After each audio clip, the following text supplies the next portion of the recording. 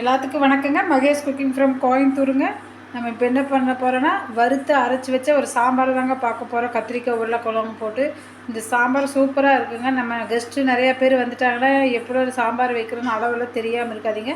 இப்படி பருப்பு வேக வச்சு நம்ம எடுத்து எப்படி செய்யணும்னு சொல்கிறோங்க. பருப்பு வேக வச்சு செய்கிறதுங்க. இப்போ பாருங்கள், நம்ம எப்பவும் போல் பருப்பு கொதிச்ச உடனே தண்ணி கொதிச்ச உடனே பருப்பு போட்டுங்க. ஒரு கப்பு பருப்பு, உங்களுக்கு எவ்வளோ பருப்பு வேணும் ஒரு 1/4 கிலோ பருப்பு போட்டுக்குங்க. ஏன்னா சாம்பார் நிறைய வச்சா 1/4 கிலோ பருப்பு சரியாக இருக்குங்க. ஒரு 4-5 தக்காளி போட்டுக்குங்க. பச்சை மிளகாய் 2 போட்டுக்குங்க. கொஞ்சம் விளக்கெண்ணவும் மஞ்சத்தூளும் போட்டுங்க. நல்லா வேக வச்சுருங்க. வேகட்டுங்க. அதுக்குள்ளே நம்ம பார்க்கலாம். அதுக்கு நம்ம வறுக்கிறதுக்கு என்னென்ன பொருள்னு என்னென்ன செய்யலான்னு பார்க்கலாங்க. இப்போ பாருங்கள், இப்போ வடக்கல் வச்சு எண்ணெய் ஊற்றியாச்சுங்க. இதுக்கு நம்ம கம்மியான செலவு தாங்க. நம்ம மஞ்சள் பட்டி எடுத்து வச்சாச்சுங்க. பாருங்கள், எண்ணெய் ஊற்றணுன்னு உங்களுக்கு நம்ம அடுப்பு ஸ்லோ பண்ணிக்கலாங்க. ஏன்னா நம்ம போட்ட வரமிளகாலாம் கறியிருங்க. பாருங்கள், நம்ம காரத்துக்கேற்ப ஒரு 3 வரமிளகா தாங்க நான் போட போகிறேன். நிறையா போட போகிறது இல்லைங்க. 3 வரமிளகாய்ங்க, ஒரே ஒரு கைப்பிடி வெங்காயங்க, அவ்வளோதாங்க. ஏன்னா சாம்பார் தாங்க நம்ம வைக்க போகிறோம். நிறைய ஒரே ஒரு கைப்பிடி வெங்காயங்க. இந்த சாம்பார் டேஸ்ட்டாக இருக்குங்க. வீட்டையே தூக்குங்க. அந்தளவுக்கு மனம் வருங்க. அந்தளவுக்கு டேஸ்ட்டும் ருசியாக இருக்குங்க. நீங்கள் இதை செஞ்சு சாப்பிட்டு பாருங்கள். நம்ம ஒருத்தர் கேட்டிருந்தார் அது விலா மீனான்னு சொல்லிவிட்டு, அது என்ன மீனுன்னு தெரியலைங்க, சாரிங்க. எங்கள் அக்கா அவங்க வீட்டில் செஞ்சாங்க, அவங்க தான் எடுத்துருந்தாங்க. நான் என்ன மீனுன்னு கேட்கலிங்க. ஆனால் டேஸ்ட்டு வேறு லெவலில் இருந்துச்சுங்க. அதை கலக்கினது பண்ணினதெல்லாம் எங்கள் அக்கா தானுங்க. நானும் எங்கள் அக்கா தாங்க சேர்ந்து பண்ணினோம். வேறு லெவலில் இருந்துச்சுங்க. இந்த பலாக்காய் குழம்பு இப்படி இருந்தது நான் பார்த்ததே இல்லைன்னு சொன்னார் சாரு. கண்டிப்பாக இல்லைங்க. அந்த பலாக்காய் குழம்பு கறி குழம்புக்கு விட சூப்பராக இருக்குது. நீங்கள் செஞ்சு சாப்பிட்டு பார்த்து கண்டிப்பாக எனக்கு கமெண்ட் பண்ணுங்கள். ஆமாம், நல்லாயிருக்குன்னு நீங்கள் கண்டிப்பாக சொல்லுவீங்க. மறுபடியும் செஞ்சு சாப்பிடுவீங்க. பாருங்கள், இப்போ நம்ம வெங்காயம் வரமிளகாய் நல்லா வதங்கிடுச்சு. இந்த ஸ்டேஜில் நம்ம மெயினாக கடலப்பருப்பு தாங்க இருக்குது. மனம் வந்து கொடுக்குங்க. பாருங்கள், கொஞ்சம் கடலப்பருப்பு இவ்வளோ போட்டுட்டுங்க. கொஞ்சோண்டு வெந்தயங்க மணத்துக்கு. அப்புறம் வர கொத்தமல்லிங்க ஒரு கைப்பிடி. எல்லாமே கம்மியாக தான் போட்டுக்கணுங்க, நிறைய எல்லாம் இல்லைங்க. அப்புறம் சீரகம் கொஞ்சோண்டுங்க, மிளகு கொஞ்சோங்க. நல்லா வறுத்துங்க.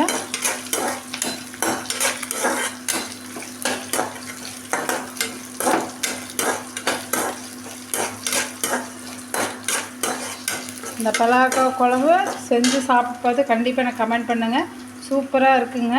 இந்த பலாக்காய் குழம்பு கறி பக்கத்தில் இருக்கிறவங்க கூட சொன்னாங்க இது கறி குழம்பு மாதிரி அவ்வளோ டேஸ்ட்டாக இருக்குதுன்னா, அந்தளவுக்கு அந்த குழம்பு ருசியாக இருக்குங்க.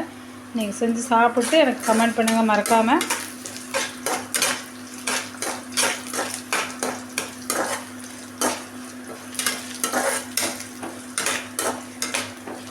நம்ம பார்க்குற வீடியோவுக்கு கமெண்ட் பண்ணுங்கள். அப்போ தான் நான் செய்ய ரெசிபி உங்களுக்கு பிடிச்சிருக்கா பிடிக்கலையா, நான் தப்பாக போடுறேன்னா இதை ஏதோ நான் இதில் சரி பண்ணணுமா அப்படின்னு நிறையா இது நீங்கள் சொன்னால் தான் எனக்கு தெரியுங்க. பாருங்கள், வரமிளகாய் வெங்காயம் சீரகம் கொத்தமல்லி நல்லா வதங்கிச்சு. இந்த ஸ்டேஜில் நம்ம என்ன பண்ணிக்கலாம்னா தேங்காய் போட்டுக்கலாங்க. தேங்காய் ஒரு அரை மூடி சேர்த்திக்கலாங்க. உங்களுக்கு குழம்பு நிறைய வேணும், நான் போட்ட லெவலையே 1 ஸ்பூன் நல்லா சேர்த்திக்குங்க. வெங்காயம் ஒரு 2 வெங்காயம் சேர்த்திக்குங்க.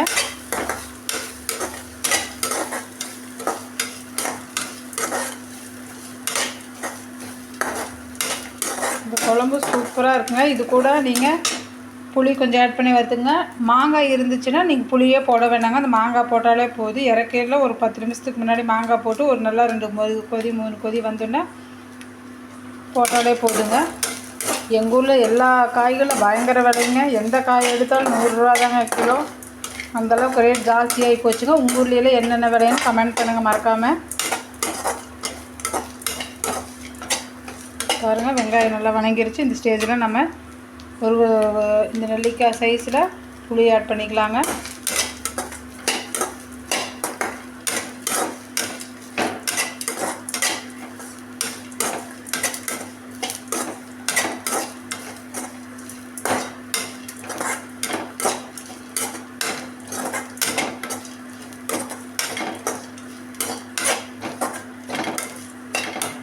அப்புறம் இது நல்லா ஆட்டுங்க. இது நல்லா ஆட்டணுங்க. ஆட்டின கடைசியில் நம்ம இதில் வெந்துட்டுருக்கிற தக்காளி எடுத்து ஒரு 3 தக்காளி எடுத்து அதிலேயே போட்டு நம்ம மிக்ஸில் அரைச்சிக்கணுங்க. இந்த வெந்த தக்காளியும் சரியாக இருக்குங்க. இது பருப்பு இன்னும் வேகணுங்க. நல்லா வேகிட்டு நான் உங்களுக்கு காமிக்கிறேன். பாருங்கள், நம்ம வறுத்த அரைச்ச பேஸ்ட்டு இங்கே இருக்குது பாருங்கள். சூப்பராக வறுத்து அரைச்சாச்சுங்க. இப்போ நம்ம பருப்பு தண்ணி வடித்து வச்சுட்டுங்க. நான் பருப்பு கடைஞ்சி உருளைக்கிழங்கு 2 உருளைக்கிழங்கு பெருசாக போட்டுங்க. நீங்கள் அந்த பருப்பு தண்ணி வடிக்கவே வேண்டாங்க. அந்த சாம்பாருக்குள்ளேயே நம்ம ஊற்றிக்கலாங்க. அப்படியே பருப்பு தண்ணி எடுத்து வச்சு கடைஞ்சிட்டு உருளைக்கிழங்கு போட்டு அந்த பருப்பு தண்ணியெல்லாம் ஊற்றிங்க. நான் ரசம் வேணுங்கிறனால கொஞ்சம் எடுத்து வச்சுருக்குறேங்க. இப்போ நம்ம என்ன பண்ணலாங்கன்னா இந்த வறுத்து அரைச்ச குழம்பு இதில் ஊற்றிக்கலாங்க.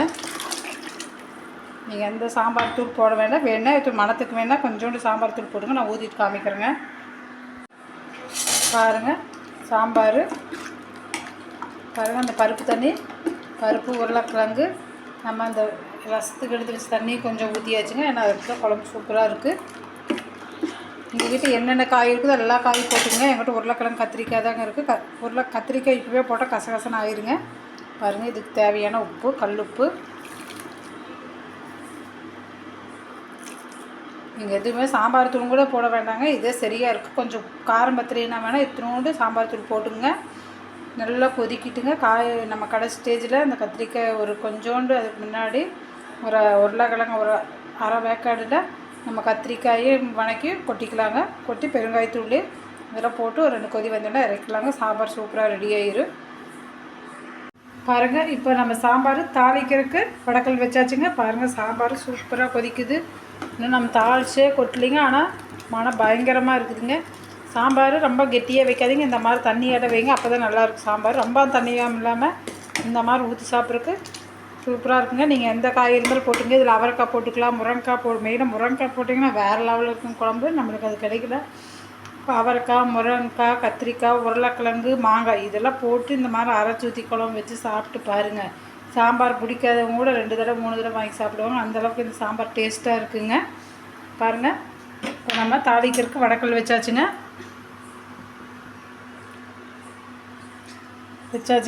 பாருங்கள், கடுகு போட்டாச்சுங்க. வெந்தயம் போட்டாச்சுங்க. பாருங்கள், பெரிய வெங்காயம் 1, வரமிளகா, குடமிளகா இருந்துச்சுங்க. அதில் குடமிளகா ஒரு 4 மிளகா போட்டுக்கிறேங்க.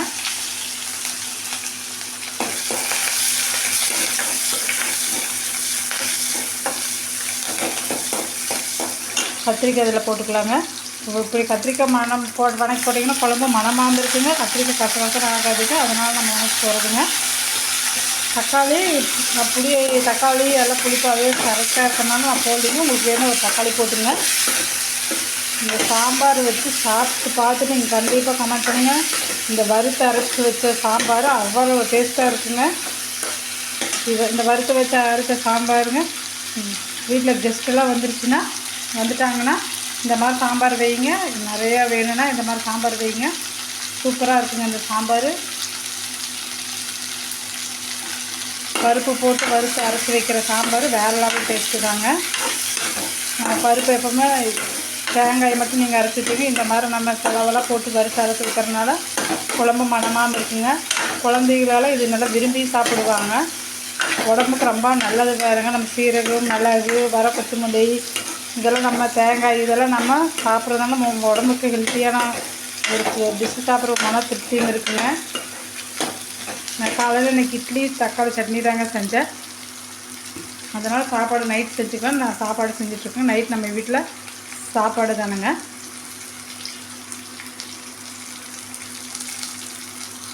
நல்லா இப்போ வறுத்த நல்லா வணங்கிட்டுங்க. இப்போ எடுத்து நம்ம அந்த குழம்புக்குள்ள கொட்டிடலாங்க. கொட்டிட்டு உங்களை காமிக்கிறேங்க. பாருங்கள், நம்ம இந்த கத்திரிக்காய் எல்லாம் வணக்கி நம்ம இந்த குழம்புக்குள்ள கொட்டியாச்சுங்க. நல்லா கொதிக்குதுங்க. பாருங்கள், நல்லா கொதிக்குதுங்க. இப்போ நம்ம என்ன பண்ணலான்னா ஒரு துணுடுங்க மணத்துக்கு நம்ம பெருங்காயத்தூள் போட்டுக்கலாங்க. பாருங்கள், நான் இந்த சைஸ் பெருங்காயத்தூள் போட்டுக்கலாங்க. குழம்பு நல்லா கொதிச்சு வரட்டுங்க, பார்க்கலாங்க. பாருங்கள், நம்ம சாம்பார் சூப்பராக ரெடி ஆகி போச்சுங்க. பாருங்கள், கத்திரிக்காய், உருளைக்கிழங்கு, அப்புறம் குடமிளகா, பெரிய வெங்காயம் எல்லாம் போட்டு சாம்பார் சூப்பராக ரெடி பண்ணியாச்சுங்க. இந்த சாம்பார் வேறு லெவல் டேஸ்ட்டுங்க. நிஜமாகவே செஞ்சு சாப்பிட்டு பாருங்கள். நல்லா அவ்வளோ ருசியாக இருக்குதுங்க இந்த சாம்பார். இந்த பருப்பும் நான் நம்ம அரைச்சி ஊற்றின மசாலாவும் சூப்பர் டேஸ்ட்டு தருதுங்க. நல்லா தான் இருக்குதுங்க, உண்மையாகவே நல்லா இருக்குங்க. செஞ்சு சாப்பிட்டு பார்த்துட்டு கமெண்ட் பண்ணுங்கள். பாருங்கள், அடுத்தது நம்ம ரசம் பாருங்கள். நைட் பாருங்கள், ரசம் சூப்பராக ரெடி செஞ்சாச்சுங்க. சுட சுட சாப்பாடு பாருங்கள். சாப்பாடு அதுக்கு சைட் டிஷ் ஊறுகாங்க, கசநாதங்க ஊறுகாங்க. இன்றைக்கி இதுதாங்க நம்ம வீட்டு சமையல். உங்களுக்கு பிடிச்சிருந்தால் மறக்காமல் லைக் பண்ணுங்கள், ஷேர் பண்ணுங்கள், சப்ஸ்கிரைப் பண்ணுங்கள். பாய்ங்க.